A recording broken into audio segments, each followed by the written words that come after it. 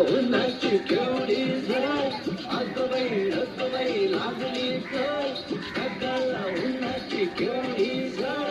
थोडी न थोडकी लागली फार थोडी न थोडकी लागली फार डोंगराच्या डोळ्याला पाण्याची धार